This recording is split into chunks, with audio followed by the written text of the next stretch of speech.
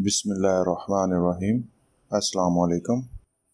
पिछली वीडियो में हम देख रहे थे कि अंडरस्टैंडिंग ऑफ राउटिंग क्या होता है, जिसमें हमने एक डायग्राम की मदद से इस चीज़ को समझने की कोशिश की।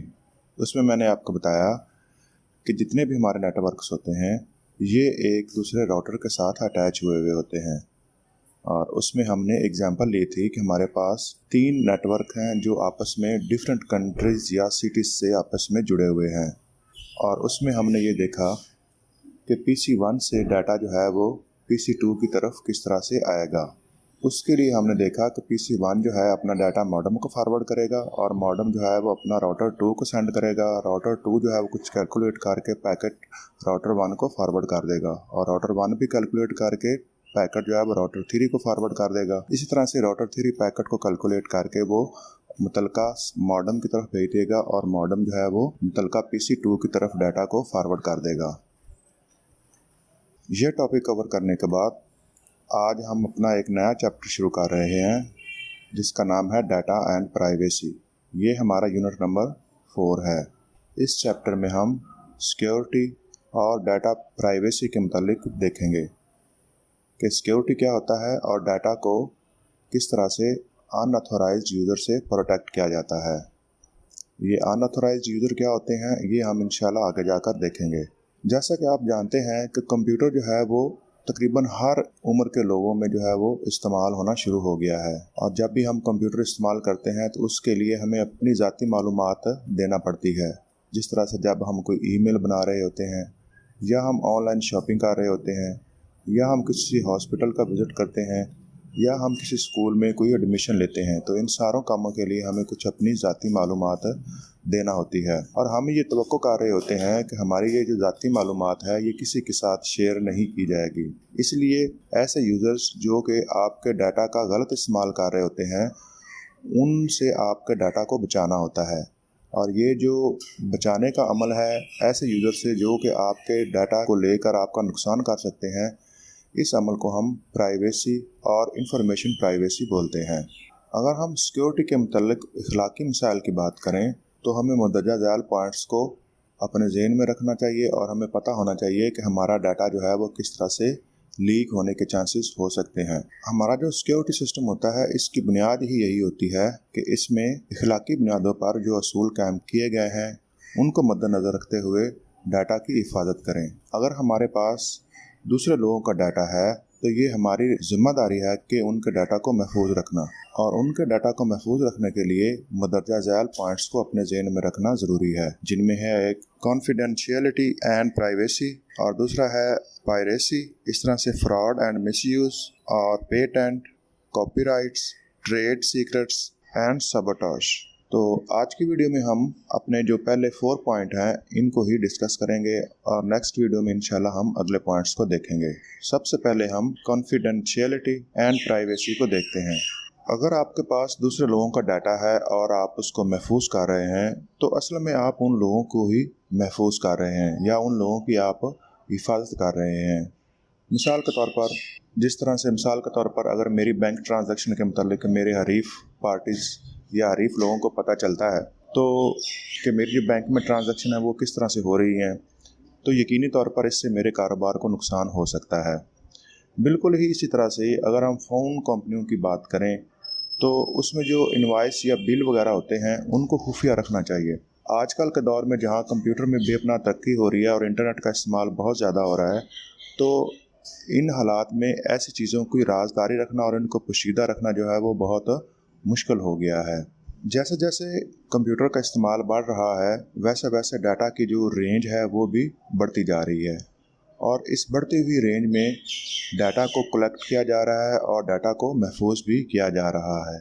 बेशक इसमें आपके क्रेडिट्स कार्ड हों, या आप किसी ऑर्गेनाइजेशन की फंडिंग के बारे में कोई कंपेन्स हो, या ओपिनियंस या राय वगैरह हो, या कुछ ऐसी सर्विसेज हों जिनको आप घरों में बैठकर इस्तेमाल कर रहे हो, या ड्राइविंग लाइसेंस की मालूमात हो, या अरेस्ट वारंट्स हों, या मेडिकल रिकॉर्ड्स हों, ये सारी वो चीज़ें हैं जो कि कंप्यूटर के अंदर महफूज की जा रही हैं। तो हमारी ये सारी इन्फॉर्मेशन के मुतालिक अगर कोई बंदा गलत तरीके से उस डाटा तक पहुंच जाता है तो वो यकीनी तौर पर उस डाटा का वो गलत इस्तेमाल करेगा।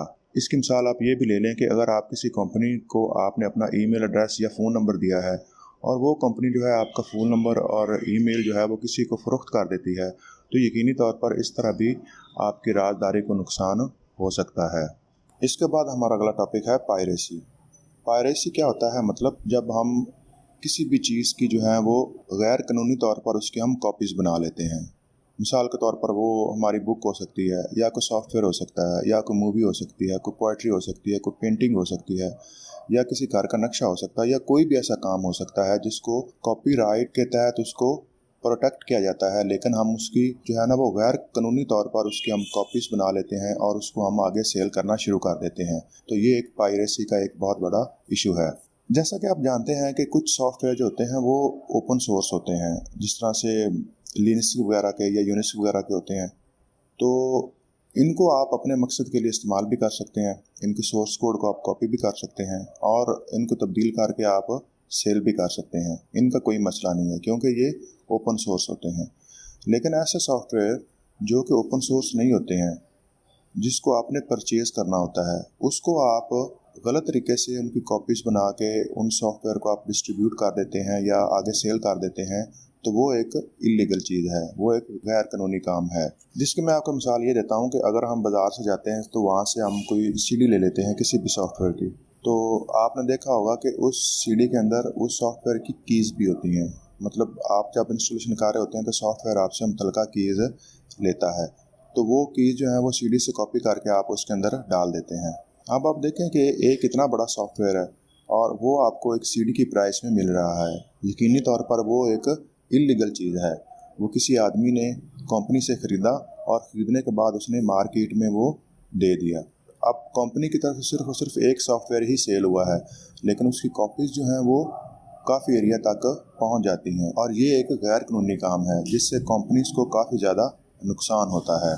ये जो मैंने अभी आपसे डिस्कस किया है, इसका मतलब सॉफ्टवेयर पायरेसी होता है। मतलब सॉफ्टवेयर पायरेसी क्या हुआ कि इसकी आप जब इलीगल कॉपीज़ जो हैं वो दूसरे लोगों तक पहुंचा देते हैं या उसको आप किसी मार्केट में ऐसी में सेल कर देते हैं। इस चीज़ की रोकथाम के लिए सॉफ्टवेयर कंपनीज क्या करती हैं कि उसके लिए कुछ कीज़ का पैटर्न लगा देती हैं और ये वो कीज़ होती हैं जो कि जो आदमी ख़रीदता है वो सॉफ्टवेयर, उसको ही वो कीज़ जो है वो दी जाती हैं। इस तरह से कुछ हद तक जो है ना वो इलीगल कॉपीज होती हैं वो रुकनी बंद हो जाती हैं। लेकिन सम टाइम क्या होता है कि अगर किसी आदमी को कोई सॉफ्टवेयर मिल गया है तो वो इंटरनेट से या किसी गैर कानूनी तरीक़ों से वो उसकी कीज़ जो है वो हासिल करने की कोशिश करता है। इसको हम की क्रैकिंग बोलते हैं। ये जो सॉफ्टवेयर पायरेसी है इसको आमतौर पर 5 हिस्सों में तकसीम किया जाता है। सबसे पहली जो टाइप है वो है सॉफ्ट लिफ्टिंग। सॉफ्ट लिफ्टिंग क्या होती है, मिसाल के तौर पर आपके दोस्त ने एक सॉफ्टवेयर ख़रीदा है और आप वो सॉफ्टवेयर जो अपने दोस्त से कॉपी ले लेते हैं, जिसको आप USB या CD वगैरह में कॉपी कर लेते हैं। और अब देखें कि ख़रीदा तो आपके दोस्त ने है वो सॉफ्टवेयर और आप जो है वो उसको फ्री में इस्तेमाल कर रहे हैं, इसलिए इस अमल को हम सॉफ्ट लिफ्टिंग बोलते हैं। इसके बाद जो दूसरी किस्म है सॉफ्टवेयर पायरेसी की वो है क्लाइंट सर्वर ओवर यूज़।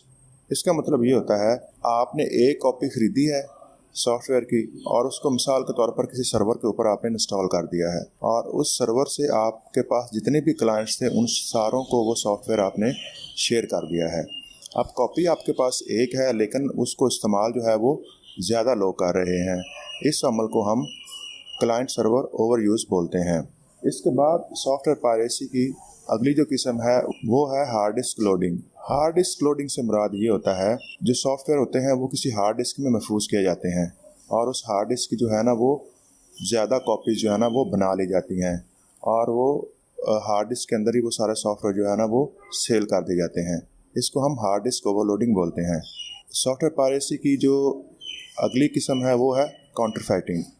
इसमें क्या होता है कि आप किसी भी सॉफ्टवेयर के जो राइट्स होते हैं उनकी आप मुख्तलिफ कॉपीज़ बना लेती हैं और जो भी बंदा वो सॉफ्टवेयर लेने आता है उसमें से एक कॉपी जो है ना उसको दे दी जाती है। और उसके बाद है ऑनलाइन पायरेसी। इसका मतलब ये होता है कि इसमें आमतौर पर जो है ना वो गैर कानूनी सॉफ्टवेयर्स को जो है ना वो डाउनलोड कर लिया जाता है।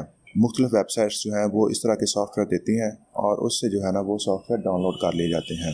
सॉफ्टवेयर इंडस्ट्री जो है वो तैयार हो रही है कि इन तरह के जो पायरेसी में इश्यूज आ रहे हैं इनके खिलाफ वो लड़ सकें और यही चीज़ें जो है ये कोर्ट्स में भी अभी जो है ना इनके ऊपर केस होना शुरू हो गया है और इनकी तादाद जो है ना वो दिन ब दिन बढ़ रही है कि सॉफ्टवेयर प्राइवेसी और सॉफ्टवेयर प्रोटेक्शन के मुतालिक क्या किया जाए। इसके बाद हमारा अगला टॉपिक है फ्रॉड एंड मिसयूज़। जब हम कंप्यूटर का इंटरनेट के साथ इस्तेमाल कर रहे होते हैं तो उसमें कुछ गैर कानूनी सरगर्मियाँ शामिल हो सकती हैं। इन गैर कानूनी सरगर्मियों से मुराद ये हो सकता है कि कोई आपके पैसे चोरी कर ले किसी कंप्यूटर या किसी और इलेक्ट्रॉनिक मशीन का इस्तेमाल करके, या आपका कोई काम हुआ है उसको वो चोरी कर ले, या आपका कोई बहुत ही अहम डाटा जो है वो चोरी कर ले। होता कुछ इस तरह से है कि आपको बाज़ ईमेल आती है और आपको कहा जाता है कि आप इस ईमेल लिंक पर क्लिक करके अपना पासवर्ड तब्दील कर लें, और उसमें बहाना ये बनाया जाता है कि आपका जो पासवर्ड है वो लीक हो गया है, अकाउंट को सिक्योर करने के लिए आप अपना पासवर्ड तब्दील कर लें। तो उस ईमेल में एक लिंक दिया हुआ होता है और आप उस ईमेल लिंक पर क्लिक करते हैं और जब वो वेब पेज खुलता है तो उसमें कहा जाता है कि आप अपना यूज़र नेम और पासवर्ड दें। अगर आप उसमें अपना यूज़र नेम और पासवर्ड दे देते हैं तो ये बात अपने ज़हन में रख लें कि आपका जो ईमेल और पासवर्ड है वो चोरी हो गया है। इस तरह के ईमेल्स में जब आपको लिंक आते हैं कोशिश करें कि उनको आप ओपन ही ना करें। हमेशा उन ईमेल्स को ओपन करें जिनके बारे में आप जानते हैं। इसलिए कभी भी वो ईमेल जिनके बारे में आपको पता नहीं है, नंबर 1 तो उनको खोलें ना, नंबर 2 उन पर जो भी लिंक आया हुआ है उनको कभी मत खोलें, और ख़ास तौर पर ऐसे ईमेल्स के बारे में जो आपको कहा जा रहा है कि आप इसमें अपना यूज़र नेम या पासवर्ड दें।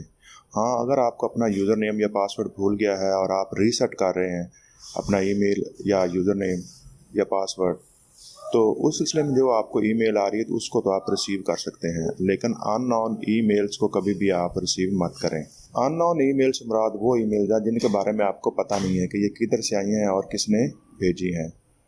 बिल्कुल ही इसी तरह से ही कुछ और फ्रॉड के तरीके भी इस्तेमाल किए जाते हैं। मिसाल के तौर पर आपको ईमेल आती है कि आपको ना एक प्राइस कार्ड जो है वो मिल गई है या आपको घर मिल गया है, तो आप हमें ये थोड़ी सी अमाउंट जो है वो जमा करवा दें और अपना इनाम आप ले लें। असल में ऐसी वैसी कोई बात नहीं होती है, वो सिर्फ लोग जो हैं आपको वो बेवकूफ़ बनाने की कोशिश कर रहे होते हैं। इसी तरह से बाज़ औक़ात क्या होता है कि कुछ मिलते जुलते ईमेल एड्रेस बना लिए जाते हैं और आपको ईमेल कर दी जाती है कि मैं आपका दोस्त बात कर रहा हूँ, लिहाजा आप ये कर दें, क्लिक कर दें, या ये कर दें, वो कर दें। इस तरह के आपको ईमेल्स भी वसूल हो जाती हैं। इस तरीके को हम फ़िशिंग बोलते हैं। इसकी मिसाल आप ये भी ले लें कि सम टाइम आपने कोई फ़ाइल डाउनलोड करनी होती है, वो आपको पता चलता है कि जनाब वो फ़लाँ सर्वर पर पड़ी है, मिसाल के तौर पर मीडिया फायर पर पड़ी हुई है।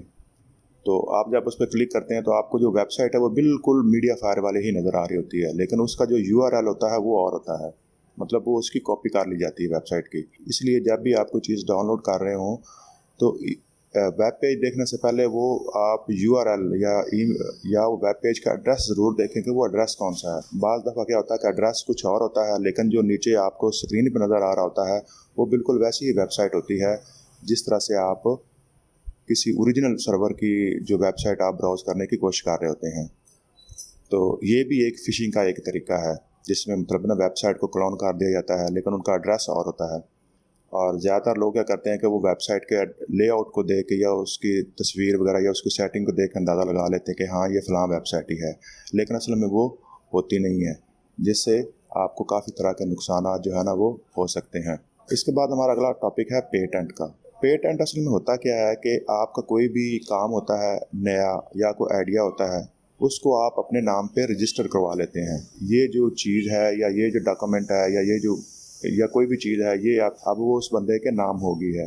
ये मतलब बात करने का ये है कि जो भी आपका नया आइडिया है उसको आपने अपने नाम पर जब करवा लेते हैं तो वो आपको तो उसको हम बोलते हैं कि ये फ़लाँ आदमी के पेटेंट में है। तो जब भी आपको रिसर्च काम जो है वो किसी भी फील्ड में कर लेते हैं या आपको कोई एक नया आइडिया मिल जाता है, तो ये ज़रूरी है कि आप उस आइडिया को जो है ना वो पेटेंट कर लें। ये चीज़ जो है आपको मदद देती है कि आपके उस आइडिया को कोई चोरी ना कर सके या इसको किसी और तरीके से वो सेल ना कर सके, क्योंकि वो चीज़ जो है वो आपके नाम पे हो जाती है, इसलिए आप ही उसके ऑथोराइज्ड पर्सन होते हैं। जिस तरह से हम कह सकते हैं कि हमारे रिसर्च मेडिकल रिसर्च में एक नया जो है वो आइडिया आया है जिससे हम किसी ख़ास मर्ज़ की जो है ना वो इलाज कर सकते हैं। तो इसमें क्या होता है कि जो कुछ कंपनीज होती हैं वो उस मेडिसिन्स का जो आइडिया है वो चोरी कर लेती हैं और फिर वो जो है ना वो आपकी परमिशन के बगैर ही उस पर मेडिसिन जो है ना वो बनाना शुरू कर देती हैं। तो उसके मुकाबले में जो है ना उनको फिर डेफिनेटली पैसे भी मिलने शुरू हो जाते हैं। तो ये चीज़ जो है ये फिर वो आपके लिए हार्मफुल हो जाती है। इसलिए जब भी आपने कोई किसी भी फील्ड में जब आपने कोई काम करना होता है और आपने कोई आइडिया प्रपोज किया है तो कोशिश करें कि सबसे पहले आप उसको पेटेंट करवा लें। तो आज की वीडियो हमारी यही तक है। इंशाल्लाह नेक्स्ट वीडियो में हम इसके जो बाकी टॉपिक रह गए हैं उनको कवर करेंगे। और आज की वीडियो में हमने देखा कि कॉन्फिडेंशियलिटी एंड प्राइवेसी क्या होती है, और उसके बाद हमने पायरेसी को देखा, फ्रॉड एंड मिसयूज़ को देखा, और आखिर में हमने पेटेंट को देखा। आज की वीडियो हमारी यही तक थी। अगर इसके मुतल्लिक अगर आपके पास कोई सवाल है तो कमेंट सेक्शन में बता दीजिएगा। अपना ख्याल रखिए। अल्लाह हाफिज़।